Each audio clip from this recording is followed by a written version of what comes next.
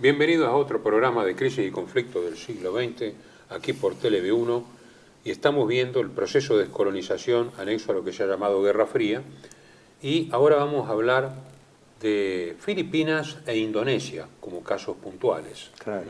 Aclaremos lo siguiente, no tenemos la pretensión ni yo la capacidad como para hacer una historia resumida de la historia contemporánea de posguerra. Estamos tocando aquellos puntos más importantes de la posguerra que se dieron y que redefinieron el mapa mundial. Porque en el programa pasado, cuando hablábamos del problema geopolítico de la región Índico-Pacífica y nos referíamos al Índico como un área de control británico fundamentalmente, hay que complementar con la otra, la expansión de la nueva corriente imperialista, militar y económica que venía del Pacífico, la norteamericana, que es la que produce la expansión y transforma el Pacífico en un lago americano. Con el tiempo. Exactamente, eso, ¿no? claro, eso es a fin del siglo XIX, perdón, en 1898, que toman Cuba, Puerto Rico claro. Y las Filipinas. Pero las Filipinas, no hay que olvidarse que la geopolítica esta se inicia con el famoso galeón de Manila de los españoles, que cubría Manila, México. Ese galeón que iba a California, ¿no? Bueno, México era California, era México, ¿no? Que cubría, usaba la corriente de Kuroshibo, que es la corriente de aire de corriente caliente que lo transportaba a gran velocidad de las costas de Japón y Filipinas, porque Japón está muy cerca de Filipinas, como ya todo el mundo lo sabe, y lo trasladaba a México. Eso creó, de hecho, un principio geopolítico. Por ejemplo, yo cité el otro día, hablando de la reconquista de Buenos Aires, el tema del tesoro. El tesoro que había acá en Buenos Aires en 1806 venía del Virreinato del Río de la Plata, del Virreinato del Perú, de la Capitanía General de Chile y de la Compañía de Filipinas, de la Compañía de Filipinas. ¿Por qué? Porque todo cruzaba el Pacífico y ese galeón llegaba a Panamá y bajaba. En vez de cruzar Panamá por tierra y seguir por el Caribe hacia España, no lo hacían por la piratería británica, que era enorme en el Caribe, entonces preferían dar la vuelta y lo traían por tierra desde el Perú para acá. Un detalle, las Filipinas, cuando son tomadas en el famoso viaje de circunnavegación de Magallanes Elcano, exactamente, se constituyen en una capitanía general que dependía del virreinato de Nueva España, que era México. Y así permaneció por eso el galeón de Manila, hasta la época del proceso de las independencias. Exactamente. Que es lo que habilita el movimiento independentista, aunque no vamos a entrar ahora porque eso es hablar de la historia de Filipinas, pero en Filipinas, entiendo, no hubo un movimiento independentista propio bajo la administración española. No. Al revés, hubo asimilación. Al revés de Cuba. Porque, al revés de Cuba, que era muy activo el movimiento independentista. Claro. Digamos... Nacionalista, independentista, ¿no? Sí, no, además estaba pero muy cerca de Estados muy Unidos, posteriormente. ¿no? Sí, muy posterior. Antes de ese episodio, la colonización de Filipinas, que dio lugar a muchas luchas en la época de la conquista, contra piratas japoneses y chinos, chinos y malayos. Las Filipinas era un terreno, porque claro, un archipiélago. Los más famosos eran los chinos, porque había la viuda Ching. La viuda Ching era la que manejaba todo el comercio de piratería en el mar de Japón, o sea que las luchas eran más. No es que había una organización establecida, institucional. A Felipe II, después del almirante Legazpi y todos los que habían estado por la zona, le dicen, mira, pero esto es una barbaridad, está lleno de piratas, es un problema, y está muy lejos, y él dice, ¿hay cristianos en Filipinas? Sí, hemos evangelizado bastante. Mientras haya un solo cristiano, la flota española va a estar en Filipinas. Claro, exactamente. Claro, porque el gran aporte fue que la principal irrupción en el extremo oriente, después se da también una pequeña incidencia en Japón, pero fue Filipinas, porque era un territorio católico. Sí, por supuesto. A través de la... primera competencia fue entre portugueses, entre españoles y portugueses. Claro, así llegamos por eso Timor quedó bajo dominio portugués. a fines del siglo XIX, donde en realidad se plantea la geopolítica del Caribe como Mare Nostrum. Claro. Y de repente el presidente McKinley dice que se le había aparecido un ángel en sueños que decía que también había que preocuparse del Pacífico, también había que preocuparse de Filipinas. Un ángel. Filipinas, el ángel Moroni sería de los mormones. Filipinas, ¿no? Y mucha gente creía que era la marca de guisantes enlatados. Ajá.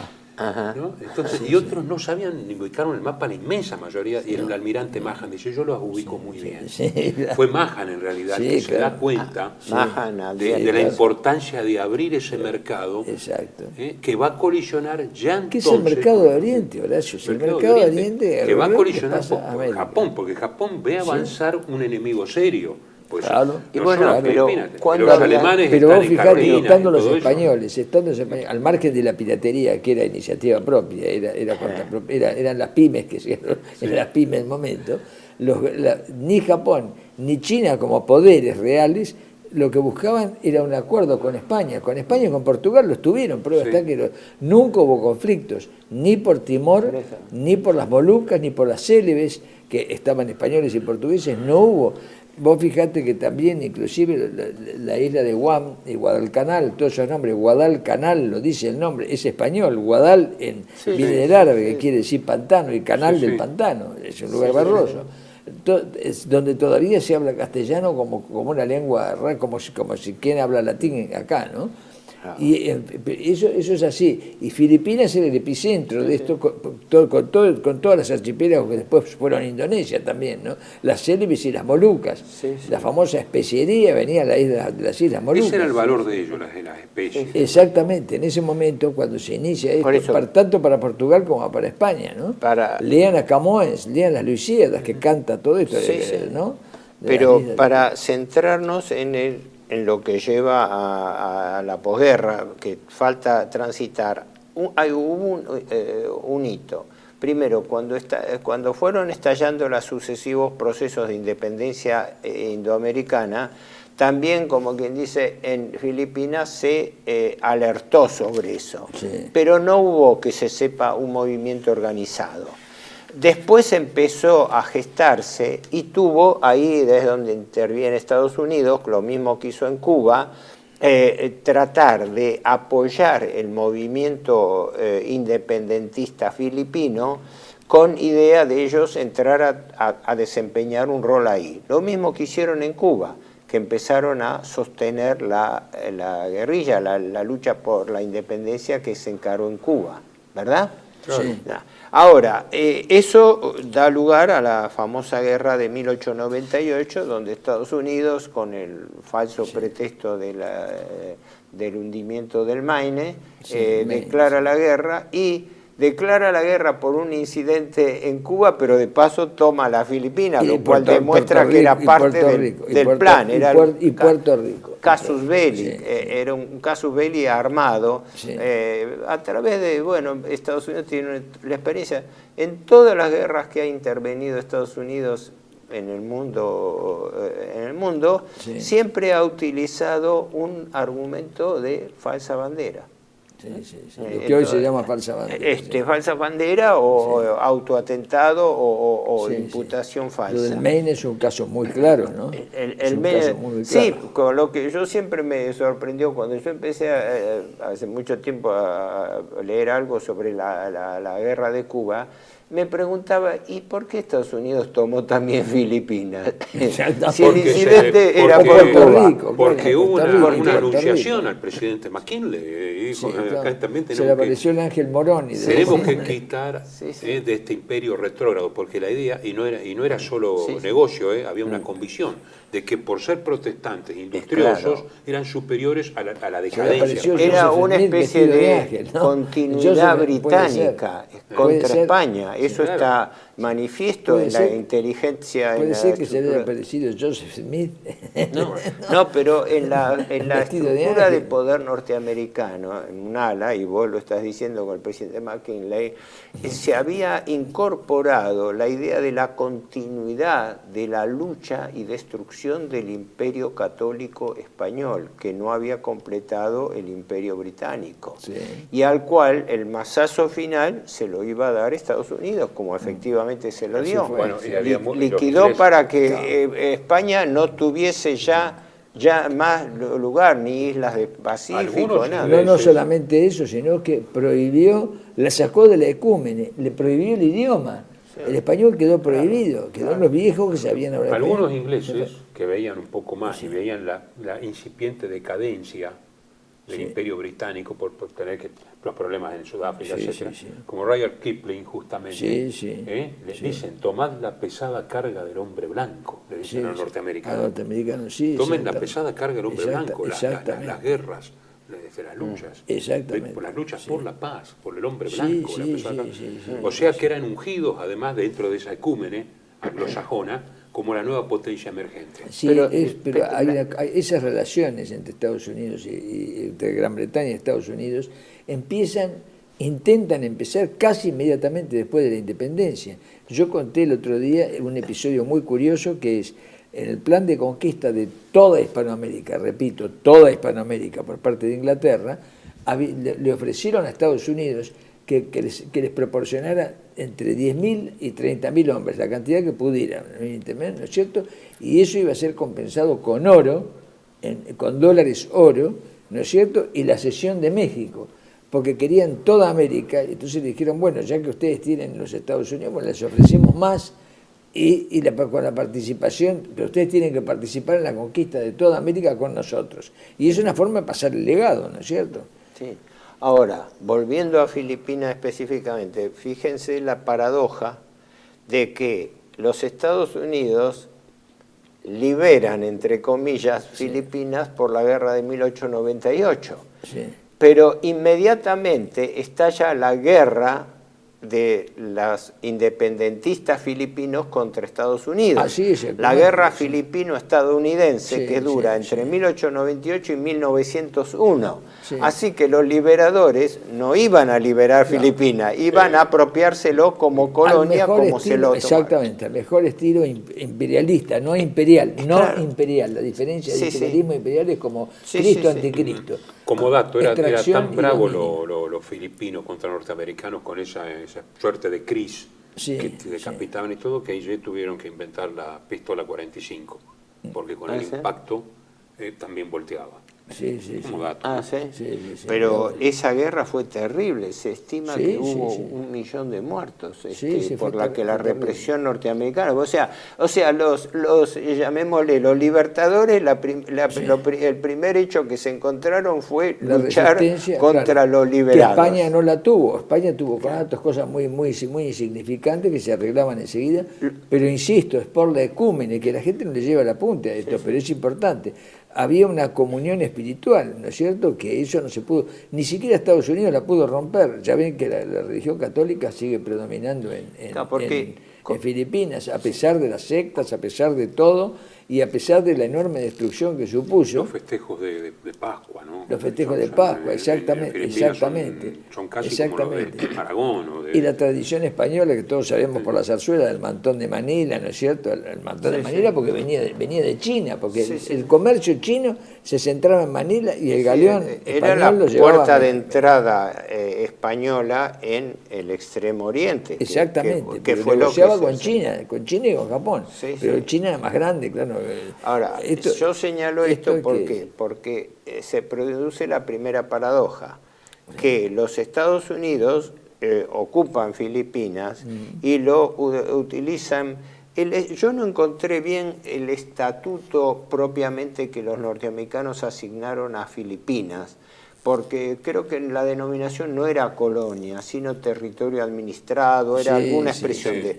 Después, entre el año 1935 Pero es un y el eufemismo. 42, se estableció lo que se llamó la Mancomunidad Filipina, pero eran gobiernos Sí, son títeres de los eufemismos, norteamericanos. son eufemismos ¿Qué título te gusta? Bueno, te doy el título, pero dame la billetera.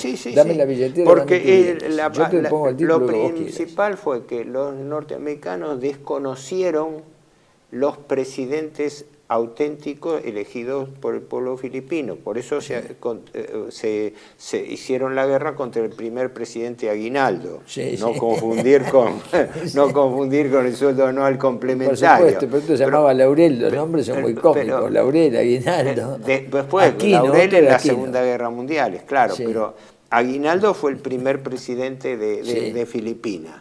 Contra él se movió la guerra. Incluso, si no me equivoco, hubo un episodio de traición donde lo citaron a Aguinaldo para una negociación secreta, una cena, y lo capturaron. Lo capturaron porque le dijeron que el año tenía 12 meses, que era el 13 de Aguinaldo. No, pero es curioso, porque Aguinaldo es la avanzada del movimiento.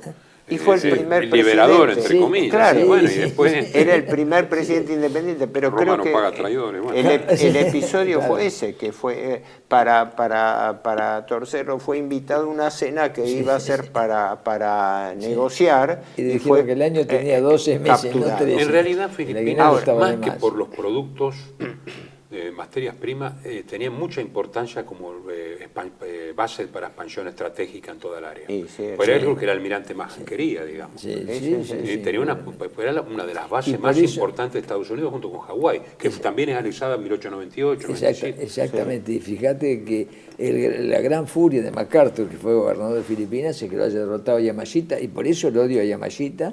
Yamashita era principalmente porque lo echó de Filipinas, echó a los norteamericanos de Filipinas. Por eso ahora el tema de la Segunda Guerra, ¿no? Espera, antes de eso sí, brevemente, este movimiento de la mancomunidad filipina, que fue el que rigió como estatuto entre 1935 y 42, vino acompañado de que los norteamericanos, cuando empezaron a tener un verdadero movimiento independentista, ¿no? Allí, y para más organizado y con el revanchismo de la derrota de la guerra filipino-norteamericana del 88 del 98 al 1901, ¿no? Hizo que los norteamericanos ahí comprometieran. Yo digo que los norteamericanos hicieron en Filipinas algo parecido con la estructura de poder filipino análogo al que los británicos hicieron con Gandhi.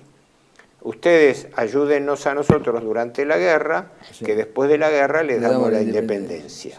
Esa fue la promesa que después de una forma u otra tuvieron que cumplir a media. Entonces, esta mancomunidad filipina vino de tal manera que cuando fue la ocupación japonesa, no solamente hacen los norteamericanos son echados, escapa MacArthur y el episodio ese que es derrotado por Yamashita, pero los japoneses, muy hábiles, que en esto siempre recuerdo a nuestro amigo común fallecido, Pablo Bollo, que siempre me observaba y dice, fíjate que los japoneses, dentro de su retroceso, tuvieron la habilidad de ir dándole ellos la independencia a los pueblos. Y así ocurrió con Filipinas, con el presidente Laurel. Laurel, que fue designado por los japoneses. Y que después los norteamericanos tuvieron que negociar con él, y creo que después fue también, después de la guerra fue... Con la independencia estaba en escabeche. Elegido. La independencia en escabeche con Laurel. No era Stan Laurel el cómico, era... no me acuerdo el nombre, pero era el presidente Laurel. Además se nota en los apellidos, es decir, Antonio, la religión y los nombres que aún hoy rigen. Entonces, redondeando este primer bloque, llegamos hasta el momento en que cuando los norteamericanos pierden Filipinas, había había un movimiento independentista dentro de Filipinas, que los norteamericanos tuvieron que comprometer en reconocer después de la posguerra. Si querés hacemos un alto, sí. Hacemos un alto. Residencia como en casa, siempre contigo. Es un hogar habilitado en la ciudad de Buenos Aires con más de 30 años de experiencia en el cuidado de adultos mayores. Ubicada en el barrio de Villa Real, en pasaje Francisco Bauzá 2372, casi esquina Tinogasta. Ofrecemos atención personalizada y un ambiente cálido para nuestros abuelos. Contamos con habitaciones premium, con baño privado y TV por cable, menú supervisado por nutricionista, cocina de primera calidad, jardín terraza para el esparcimiento y conectividad para videollamadas y llamadas telefónicas. Además, ofrecemos servicios opcionales como peluquería personalizada y confección de ropa a medida. Comunicate al 11 50 35 15 25. En Como en Casa, el bienestar y la comodidad de nuestros adultos mayores es nuestra prioridad. Los esperamos. Bienvenidos a CEPA, Centro de Estudios del Pensamiento Americano. Nuevo sitio web de cursos de formación en política, filosofía, historia, literatura, geopolítica, religión, psicología y más. Cursos de formación que reflejan el verdadero pensamiento americano. Lo invitamos a elegir el curso de su agrado ingresando en www.cepa.la.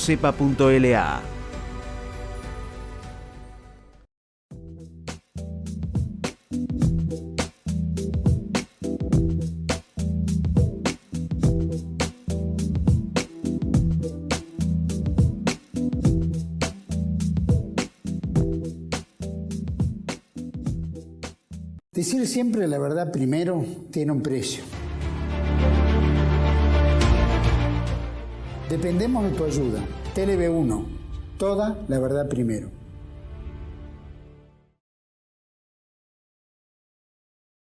Sí, hay que remarcar esto de que en Birmania, en Indonesia, en Filipinas, dentro del programa de coprosperidad de la Gran Asia de Japón, había habido un avance, si bien nominalmente había un cierto, digamos, margen de maniobra, porque el imperio japonés seguía siendo el imperio japonés, pero en relación a las potencias colonialistas había habido un progreso, un avance, porque demostró a las autoridades bajo ocupación japonesa que podían manejarse por sí mismas cada vez más. Y la caída de Singapur, que fue para el hombre blanco, digamos, asociado, digamos, al occidente colonialista. Fue una de las derrotas más grandes de Inglaterra, lo dice Churchill. Claro, fue además, exacerbó el sentimiento, por así decirlo, asiático o panasiático en todos estos territorios que estamos viendo.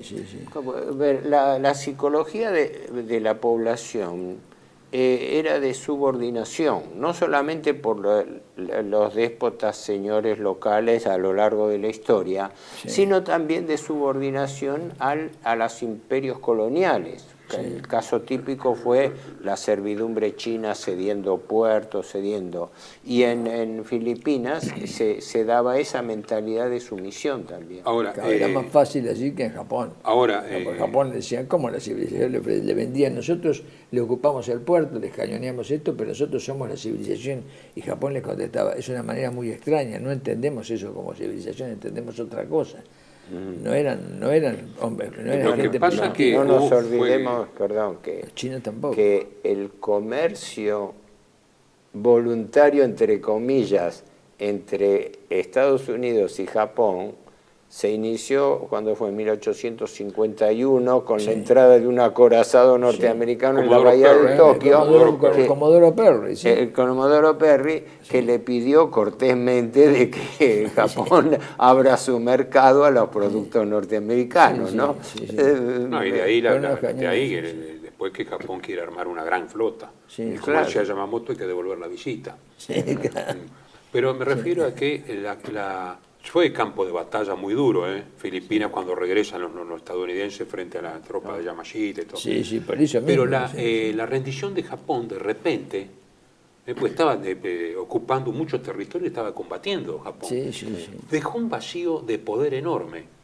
Y había un nacionalismo que venía justamente exacerbado del 42, anticolonialista, después de la caída de Singapur, y la presencia de la Unión Soviética.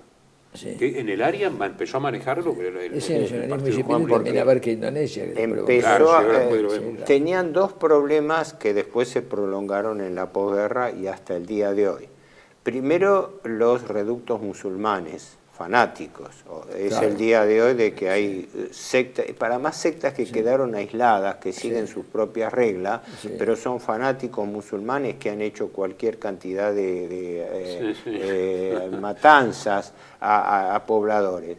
Porque, digamos, ¿cuál fue la sabiduría de España? Al final, ¿qué fue lo que permaneció de España en Filipinas?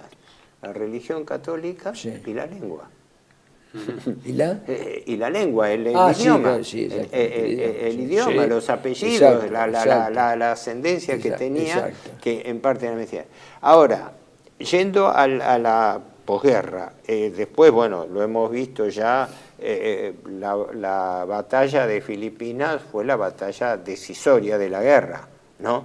Desde el punto de vista de que allí era el último reducto de materias primas que podían llegar a Japón.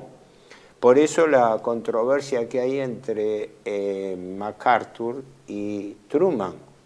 Cuando MacArthur no era partidario, no estaba cumpliendo las directivas de Eisenhower de dar prioridad absoluta, y Marshall, de dar prioridad absoluta al ataque a Japón, sino que MacArthur quería derivar una primera ofensiva hacia Insulindia. Le daba prioridad a Insulindia para Japón, aislar sí. a Japón y no hacer un ataque directo. Eso es importante. Sí. MacArthur no estaba entre los que quería, porque hubo una división en el Estado Mayor norteamericano, ¿verdad? Una línea que decía seguir el curso directo hacia Japón. Y creo que uno de los requisitos. Y otro, el que decía seguir abarcando y quitándole los víveres a Japón. Exacto. No solamente por Filipinas, sino por Insulindia. Entonces quedaba el Japón cercado, ¿no? Y que creo que Nimitz, incluso, si no me equivoco, el mismo almirante Nimitz no era partidario de un desembarco en Japón, sino de afianzarse en Formosa, Taiwán. Exactamente, Taiwán. porque claro, tenían un argumento, no sé si el argumento era el último, pero sí el visible, que el costo era inmenso, que el costo de atacar a Japón probó en claro, Iwo Jima y Okinawa, se que formó, son dos sí, distintas. ya empezó, el aviso fue Tarawa, el primer aviso fue claro, Tarawa. porque frente a eso después, estaba la controversia en el Estado Mayor, Saipan, claro, ustedes me hicieron acordar, la controversia estaba, ¿qué hacemos? ¿Afrontamos una lucha que nos va a traer alto costo en Japón o lo vamos a Las experiencias de Tarawa, Saipan, Iwo Jima y Okinawa son clarísimas. Entonces había un argumento que también, en ese argumento sí estaba Nimitz también, y de hacer del ataque cerco. Directo, decía ataque directo, no te olvides que se calculaba que solamente el primer ataque iban a perder 100.000 hombres. Era muy embromado, no había 100.000 marines, no había, no tenían. Los comunistas tenían la estrategia de asociarse a los nacionalistas y después copar la banca a ellos. Sí. Pero el Con tema era que éxito en el en varios caso de países. Filipinas, como en el caso de Malaya, el regreso de las metrópolis fue muy... Tenían con qué, cosa que, por ejemplo, los holandeses no tenían con qué regresar. Y le era insuficiente la capacidad para el tema de la India, como lo hemos visto en el programa anterior. Sí. Pero sí tenían de sobra para Malaya los ingleses y para Filipinos norteamericanos. Entonces el margen de maniobra Pero no los nacionalista holandeses comunista, para Indonesia. no, ahí no les digo, el no margen les de daba, maniobra se quedaba de corta la nacionalistas manga. y comunistas estaba muy limitado en Filipinas. Claro, sí. Sí, Además que cuando termina la guerra, bueno, la ocupación ya se da en el 44, hasta fines del 44, porque igual se siguió combatiendo en reductos en la selva, etcétera. Pero se plantea el tema de reconstituir la mancomunidad filipina en el periodo 45-48. Y ahí es donde viene la presión de que Estados Unidos no podía desconocer la promesa que había hecho de dar la independencia. Y así se llega al Tratado de Manila de julio de 1946, donde Estados Unidos reconoce formalmente la independencia de Filipinas, que como es sabido quedó en manos del neocolonialismo norteamericano y cuyo hombre fuerte, ya en la postrimería de la guerra, fue Marcos, Ferdinand Marcos. Marcos era un hombre que fue elegido... hay una analogía. Los norteamericanos pusieron a Syngman Rhee en Corea del Sur, a Chiang Kai-shek en Taiwán, y a Marcos en Filipinas. Porque Marcos después tuvo una larga trayectoria hasta que es derrocado y bueno, todo el escándalo que hubo, pero eso fue décadas después. Pero los norteamericanos establecieron un gobierno dictatorial adicto atrás de la independencia que le reconocen al país. O sea, fue una formulación de lo que se llama neocolonialismo, ¿no? Es decir, la continuación de un esquema de dependencia estructural, pero bajo formas aparentes de exactamente, que es lo opuesto, vuelvo a insistirlo, y eso habría que hacer docencia sobre ello, vuelvo a insistir, lo opuesto a la idea de imperio. El imperio es armonizador y respeta a las partes y quiere que las partes crezcan para el enriquecimiento general del imperio. Por eso es ecuménico, tiene una ecúmene. En cambio, el imperialismo no, el imperialismo es dominio y extracción, sometimiento, y la clase dirigente tiene que estar sometida a aquel que domina el imperialismo. Es lo opuesto al imperio. El imperialismo es el anti-imperio, en realidad. Fíjense que leyendo sobre la historia filipina, yo encontraba que los autores filipinos hablan de 3 guerras de la independencia. La primera, 1899, ellos toman 1899-1901, la guerra que siguió a la independencia de España. Después, la del 43-45, que ellos consideran segunda guerra de la independencia porque tenían un gobierno propio, el de Laurel. Y la tercera, le reconocían oficialmente, autores oficiales, desde el golpe de Estado que da Marcos en el 46 o inmediatamente. ¿Por qué? Porque la relación venía por la apoyatura que tenía Marcos de MacArthur. Porque MacArthur se transformó en una especie de virrey del extremo de Asia. Porque él intervenía desde Japón, en Corea, en Taiwán, en Filipinas. Era el virrey norteamericano en el extremo oriente, que por eso es descabezado por Truman.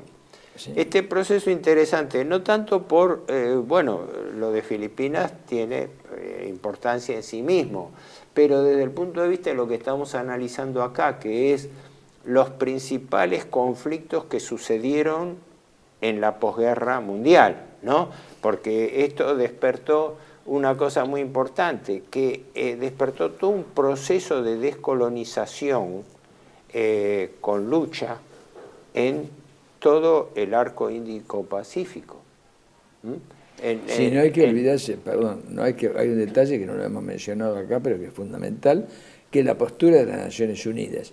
O sea, los centros de poder, los grandes centros de poder, en este caso, acá son Estados Unidos, Gran Bretaña y la Unión Soviética, deciden a través de las Naciones Unidas. Las Naciones Unidas, que es una especie de síntesis de aquellos que ganaron la guerra, la cabeza de los que ganaron la guerra, decide la independencia de las colonias, quizá para estar de acuerdo con ¿cómo se llama?, con la Carta del Atlántico, ¿no?, del 41, quizá para eso, poner de acuerdo las independencias. Muy bien, pero ¿a quién afectaron las independencias? Afectaron principalmente a aquellos países, hablando solo de Europa, que tenían territorios de ultramar, que eran provincias de ultramar, como el caso de Portugal. Portugal hacía 500 años que estaba en las costas de Angola, no la tenía de pocos años, ni era un mero establecimiento comercial, sino que era un lugar donde Portugal volcó toda su civilización. Si alguien estuvo en Angola va a ver que las ciudades... Eran enclaves comerciales fundamentalmente, pero tenían no eran enclaves comerciales precisamente, eso es lo que eran. Además había un comercio, lógicamente, como se comercia con una provincia. Eran provincias de ultramar, territorios de ultramar. Por eso las ciudades Mosamedes, Luanda o Lobito, las ciudades grandes de Angola, son ciudades europeas, en el sentido que los edificios que ascienden es como que construían en Lisboa. Sería un tema No largo y ya nos excede, ¿no? Pero hubo una cuestión. A diferencia de las potencias anglosajonas, ¿no?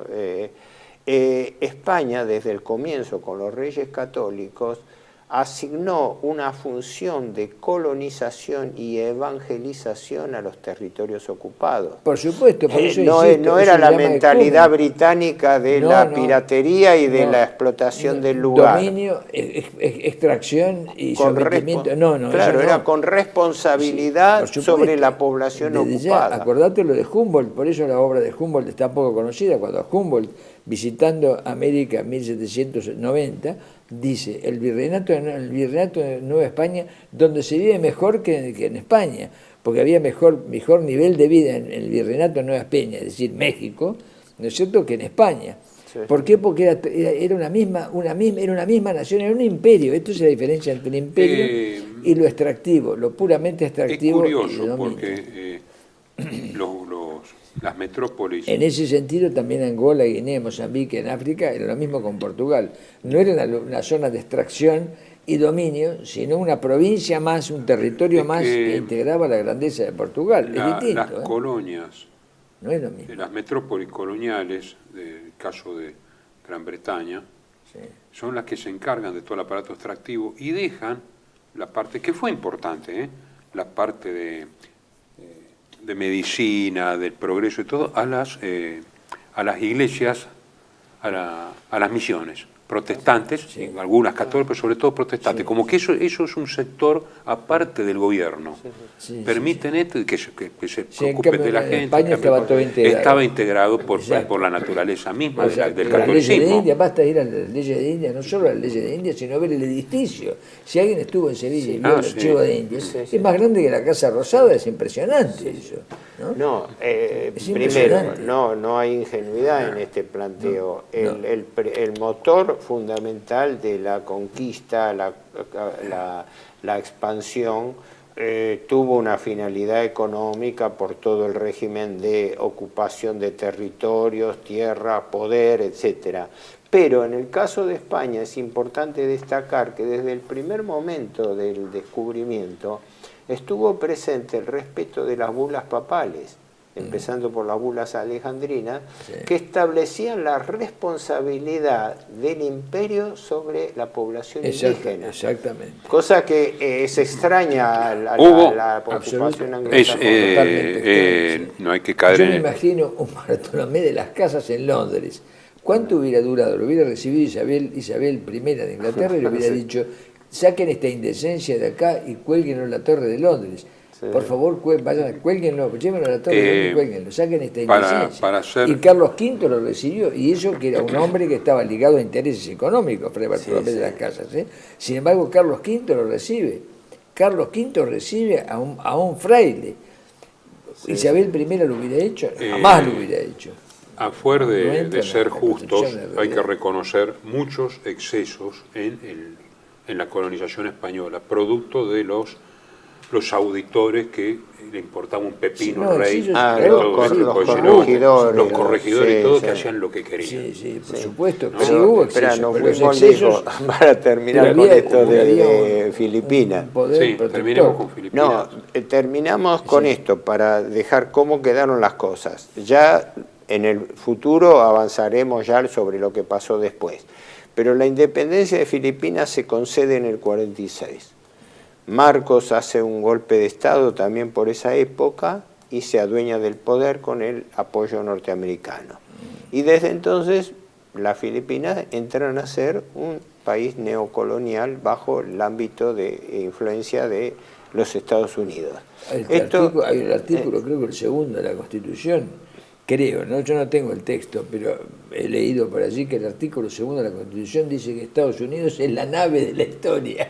En la Constitución. Es como si dijera, mi credo es que Estados Unidos es la nave de la historia. Conclusión o moraleja, la conclusión de todo esto es que Esto era parte del cumplimiento de los acuerdos de Yalta de división del mundo, donde empezaban a apartar la influencia directa de las colonias europeas con el argumento de la descolonización para traer el nuevo neocolonialismo, tanto de la Unión Soviética con su área de influencia como de la expansión norteamericana. Porque esto, uno ahora que la llamada Guerra Fría ha terminado, se ha olvidado, claro, se ha olvidado de cuál fue la naturaleza del gobierno de posguerra. Yo por eso digo que después de la caída del eje, ya se estableció el gobierno mundial. Lo que variaba era que ese gobierno era un gobierno de estructura bicéfala, donde se ensayaban dos sistemas de dominación distintos. Pero había teóricos en este lado, como lo sabemos, había teóricos de este lado que proponían una síntesis de ambas cosas, como Zbigniew Brzezinski. Que la lectura de Brzezinski demuestra que... Pero eso ya corresponde a lo que yo llamo la guerra oculta, ¿no? O sea, no visible, pero que existe. Para finalizar, además, hay una técnica omnímoda que ha echado a andar y que hermana todo, y que... Justamente lo de la era tecnotrónica, una tecnología es título de una obra de Brzezinski. Bueno, continuamos en el otro bloque. Entonces, ahora al otro bloque pasamos a Indonesia. Residencia como en casa, siempre contigo. Es un hogar habilitado en la ciudad de Buenos Aires con más de 30 años de experiencia en el cuidado de adultos mayores. Ubicada en el barrio de Villa Real, en pasaje Francisco Bauzá 2372, casi esquina Tinogasta. Ofrecemos atención personalizada y un ambiente cálido para nuestros abuelos. Contamos con habitaciones premium, con baño privado y TV por cable, menú supervisado por nutricionista, cocina de primera calidad, jardín terraza para el esparcimiento y conectividad para videollamadas y llamadas telefónicas. Además, ofrecemos servicios opcionales como peluquería personalizada y confección de ropa a medida. Comunicate al 11 50 35 15 25. En Como en Casa, el bienestar y la comodidad de nuestros adultos mayores es nuestra prioridad. Los esperamos.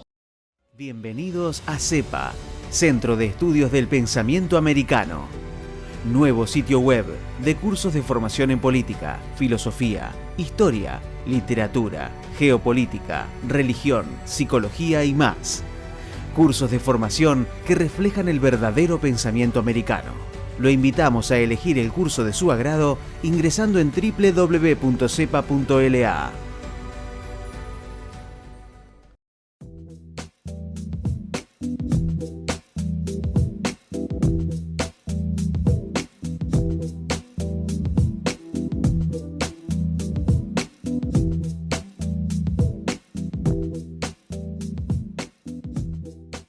Decir siempre la verdad primero tiene un precio. Dependemos de tu ayuda. TLB1. Toda la verdad primero.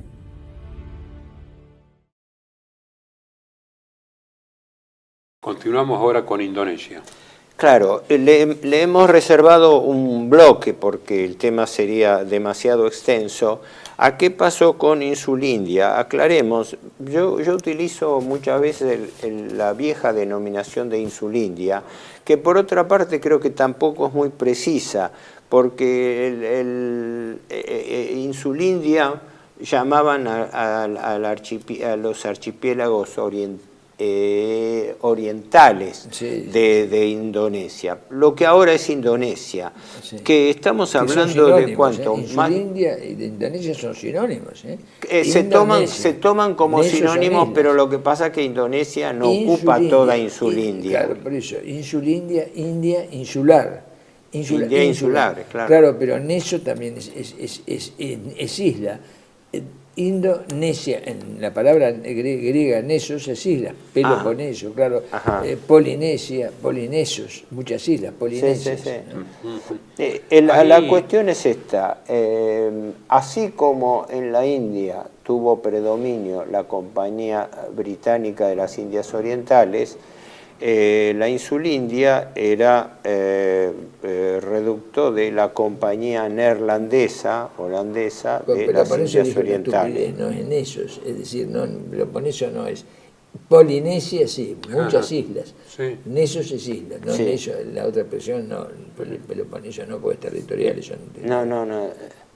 Se llama isla del Peloponeso, sí, porque el Peloponeso Es decir, tiene hubo islas. una colonización holandesa ya desde el siglo XVII. Claro, donde los holandeses, en realidad, creo que como los británicos, establecían enclaves, factorías, pero con poca incidencia en el hinterland, en el territorio interior. Es el mismo criterio, es Claro. exactamente el mismo Claro, es criterio. el de puntos de apoyo del imperio, ¿no? Sí. Como se definió, se dijo, la flota británica hizo el imperio, porque el imperio se expandió por todos aquellos puntos de apoyo que daban lugar a la flota, que creo que lo mencioné en el programa pasado, ¿no? Claro. La expansión, Gibraltar, El Cabo, Singapur. Además, si uno mira, claro, siempre Gran Bretaña se instaló en las penínsulas, tiene una debilidad por las penínsulas. Los puntos de apoyo marítimo, claro. Los apoyo marítimo. O sea, que la flota hizo al imperio. La India es una Yo no península. sé si la frase era de Spengler sí. o de quién,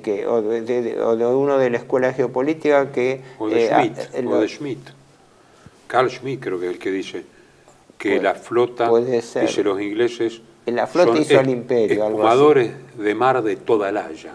Dice Carl Schmitt, que se han largado, la verdad, una empresa enorme, ¿viste? Más allá de su mentalidad, que es la conquista por el mar. La verdadera talasocracia. Por eso se instalan, por eso se instalan en lugares de África, lo ven como a ver si lo vemos en el a mapa. los fines de ubicar a los espectadores, y podemos pasar la Filmina 3.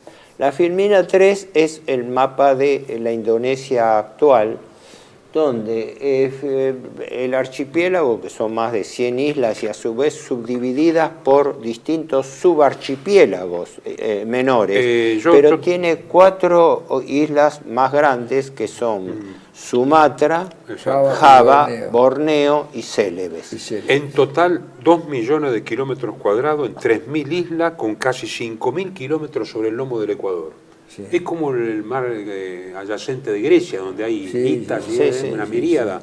Sí, un territorio de por sí incontrolable por la multiplicidad de pueblos, mezclas, antagonismos y 300, dominios coloniales. 300 lenguas diferentes, 20 religiones diferentes, aunque la musulmana prioritaria. Esto lo beneficia, a los holandeses en el sentido de que es muy difícil conseguir una unidad nacional allí. Claro.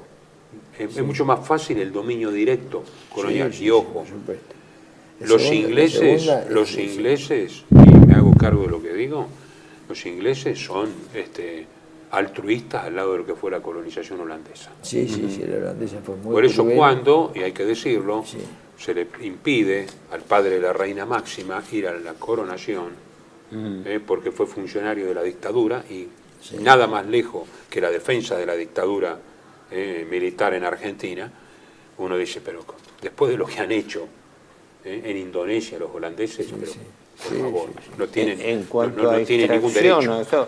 Porque en cuanto a extracción, el sistema de extracción, el sistema de extracción. El sistema, pero no Indonesia, no solo Indonesia, hagamos historia. En New York, que fue Nueva Ámsterdam en su momento. Es decir, todo indio que se movía, todo indio vivo era esclavo, y si no era esclavo lo mataban. En Surinam, en la Guayana holandesa se llama Surinam, en las islas del Caribe donde estuvieron. Claro, ahora son lugares de veraneo y demás y paraísos fiscales, ¿no es cierto? Pero entonces fueron lugares de esclavitud, de grave esclavitud, ojo. Y son además, los primeros que se desgarran las vestiduras hablando de son los creadores de la leyenda negra. No te olvides que la leyenda negra nació en Holanda, pero fue acuñada por Inglaterra, porque Inglaterra dijo, esto me sirve. Pero nació en Holanda la renta per cápita era la de subsistencia. La casa era apenas conocida fuera de las agrupaciones urbanas y la cabaña era el techo normal para los sus 60 millones de pobladores. La cultura era patrimonio exclusivo de los colonos holandeses y algunos descendientes de las grandes familias del país asociados a él. Pero además como un territorio de exacción, porque primero, ni hablar el caucho y después con la expansión del automóvil ya que creció por eso digo, es el modelo del imperialismo británico, claro, Sí, más sí, reducido, porque pero- Holanda más reducido y más No, pero intenso. después el Pero más petróleo, intenso, el pero petróleo, más intenso. porque Pero más en intenso, realidad la exactamente. gente no presta atención a esto, pero la famosa empresa Shell Sí, Sí. claro. surge de que la empresa que empieza a explotar, a obtener gasolina de los refinando el petróleo de Indonesia es la Royal Dutch. Sí, La Royal Dutch. Royal Dutch, que es Dutch Holanda. Cuyo hombre fuerte era Detterding. Él hacía la Dutch parte... es el nombre de Holanda. Dutch Claro, quiere decir claro, Holanda. claro. Dutch quiere decir Holanda. Dutch, sí, Royal Dutch. Dutch, la la empresa Royal Dutch, que después agrega Shell. Sí. Pero la Royal Dutch era de un empresario muy famoso holandés, Detterding, ¿no? Sí, Que se asoció con la empresa Shell, que era británica, que era la que hacía el transporte marítimo. Exactamente. Que fue para, ¿cómo se llama el titular de la Shell? Marcus, era un empresario judío, que todavía señalaron la paradoja de que Detterding había sido un hombre que en la década del 30 había tenido muchos contactos con el gobierno de la Alemania nazi. Bueno, porque era furibundamente anticomunista. Claro, Sí. es claro, pero que la Shell, fue siempre por eso la cabeza financiera estaba en Londres y sigue estando en Londres, mientras que la cabeza técnica operativa está en Ámsterdam. Sí, pero la cabeza está en Londres. Por eso yo se mencioné la leyenda negra, cuando digo leyenda negra, se entiende la leyenda negra contra la conquista española en América. Se acuña en Holanda, en ámbitos bancarios en Holanda, no incipientes ámbitos bancarios en Holanda, y los ingleses cuando ven eso dicen, esto sirve para contra España, y la usan como una herramienta. Hubo una insurrección política. en 1825 porque tenía un montón de principitos. ¿Era lo mismo, digamos, que hemos hablado de la India? No, estaba atomizado totalmente. Claro, La aparte única que la insurrección, condición isleña la única insurrección de Dipa Negara, el príncipe, que el número de víctimas se estima en 200.000. Nadie se acuerda de estas cosas. Sí. En un par de años. Espera, separemos la parte histórica de lo que ocurre en la guerra y en la posguerra. Eso que estamos viendo fue una de las cosas que favoreció la rápida invasión japonesa. ¿Por qué? Porque los japoneses barrieron todo y si bien, bueno, se le atribuyen como en todos lados también un régimen de explotación, porque los japoneses no iban a hacer beneficencia, iban a apropiarse de la fuente de materias primas. Ese había sido el bloqueo que Roosevelt impone, el corte del suministro de combustibles y minerales de Insulindia a Japón, cuando antes de Pearl Harbor, y por eso Pearl Harbor, el gobierno japonés es boicoteado por Estados Unidos, donde no solamente le cortan el aprovisionamiento de materias primas, sino que le expropian los bienes. Petróleo, caucho, estaño, quinina, todas las especies. Era una fuente de materias primas impresionante, a pesar de lo fragmentado. Y es lo que explica el hecho de que hoy en día Indonesia sea una potencia organizada. Ahora, durante la guerra los japoneses mantuvieron el control relativo de todo el archipiélago, porque hubo lugares donde es muy difícil controlarlo no llegaron. O sea, las cosas se centraron en las Islas Mayores. Por la geografía, es difícil de controlar por la geografía. Con una aclaración, que si pasan la filmina 3 de vuelta se ve, al norte de la isla de Borneo está el Sarawak, que es toda una franja que no es holandesa, no era holandesa, era británica, ¿no? Y que incluía, entre otros, al este, el sultanato de Brunei, que hoy en día es un imperio petrolero, Sí. Y además de un lujo, bueno, sí, lujo asiático, lógico, del jeque que está allí, de tal manera que el sultán de Brunei, toda esa zona... Se hizo famoso en las novelas de Emilio Salgari. Y James Brooke, el Rajá de Sarawak. El Rajá de Sarawak, está. sí, Sarawak. Ahora, la isla de Labuan, que está en esto dio frente a lugar, Borneo. y creo que se prolongó después durante muchos años, dio lugar a que se expandiera también ahí la guerrilla comunista, como pasó en Filipinas. En 1920 se funda el Partido Comunista ¿Cómo? Indonesio. El Partido Sí. Comunista Indonesio de 1920 y el Partido Nacionalista Indonesia del 27, con los dos líderes, Mohamed Hatta y Ahmed Sukarno, de 26 años. Ahora, sí. es claro, pero la característica Mohamed Hatta es importante... el comunista. Sí, Fíjate Sukarno esto, nacionalista, la característica importante fue que Sí. en la, llamémosle, sorpresiva caída del Japón, que se produce no por una derrota en el continente, sino por las bombas atómicas en Hiroshima, hace que cuando el Japón sufre esa debacle, el Japón se limita a retirar aceleradamente sus tropas de ocupación, que ya venían creo que en repliegue, porque las estaban necesitando en el continente también y en las islas, de toda la región de Insulindia, ¿no? Y en ese momento hacen lo mismo que hicieron en Filipinas, le conceden el gobierno a Sukarno. Sí. Sukarno es designado por los japoneses. Sí. Con lo cual, cuando llegan, en ese caso los británicos más que nada, y también en menor escala los holandeses a reclamar lo que había sido suyo junto con los norteamericanos, se encuentran que el hombre fuerte que estaba administrando el país, el hombre designado por los japoneses, a quien ellos reconocen. Antiguo jefe del Partido Nacional, Ahmed Sukarno. Claro, él tenía una trayectoria y todo, pero lo importante es que ellos reconocieron un gobierno que había quedado implícitamente designado por los japoneses. Porque hubo una leyenda del rey Yoyoboyo, un rey javanés, que profetizó: un día llegarán unos hombres blancos y dominarán los archipiélagos. Pasados muchos años serán barridos por otros invasores los hombres amarillos que llegarán del Asia Oriental.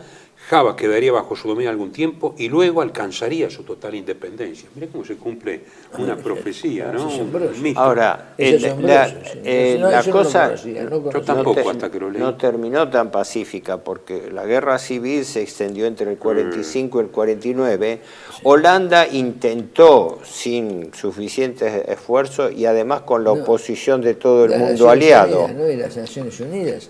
Y sobre todo Estados Unidos, que insistía en el tema del anticolonialismo, aplicando, porque para ellos había un documento sagrado, un Nuevo Testamento que era la Carta de Atlántico. No te olvides que acá estamos ante gente de mentalidad puritana y sectaria que dice: la Carta de Atlántico es el Evangelio de San Juan.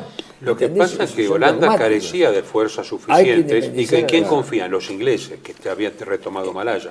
Los ingleses le hacen de punta de lanza, porque en el fondo siempre estuvieron hermanados en los negocios. Inglaterra y Holanda, pero por supuesto, podemos decir en términos geopolíticos que Holanda es la cabeza de puente de Inglaterra en la alianza histórica tuvo una base política y financiera. La independencia de los Países Bajos está alentada y sostenida por Inglaterra frente a España. Pero por supuesto, ¿por qué los ingleses obviamente son tan propensos a intervenir en el apoyo de los holandeses? Había 100.000 prisioneros japoneses en apoyo de los holandeses en Indonesia. Había 100.000 prisioneros japoneses con arsenales escondidos que se iban a unir a los nacionalistas de Sukarno. Y podía haber ahí entonces una guerra espantosa. Que en parte entiendo que lo hubo. Porque la guerra civil fue alimentada por esa unión, es decir, se generó una conciencia nacional como producto de esa alianza. Y entonces, paradójicamente, Sukarno, que después empieza de allí un largo periodo de gobierno, con el vicepresidente Hatta, que Hatta, no es tan conocido como Sukarno y además creo que falleció antes, pero hicieron un tándem que fueron los que dieron lugar a la nueva, a la actual Indonesia. Acá actúa como tercero, como potencia incipiente, es la India de Nehru, que es la que apoya a la independencia de Indonesia en las Naciones Unidas. Claro, porque además había una minoría numerosa de indios, porque en realidad son indios, no hindúes. Hindúes son los por la religión, indios son por la nacionalidad. Pero la migración india o hindú había sido también numerosa en Indonesia. Pero está bien, para mí, ya sé que se dice indios, pero yo digo hindúes y sigo diciendo hindúes porque creo que el elemento religioso es el que predomina en la India. La coagulación en la India es el tema religioso. Es evidente, no es otra cosa. Y en Naciones Unidas hasta es defendida por Estados Unidos, no por altruismo, sino porque ve que hay una apertura de mercado, digamos, posible, y con su afán anticolonialista respecto de los otros competidores. Y espera, cerrando porque se nos acaba el tiempo, las instancias formales fueron que en el año 49, por un acuerdo formal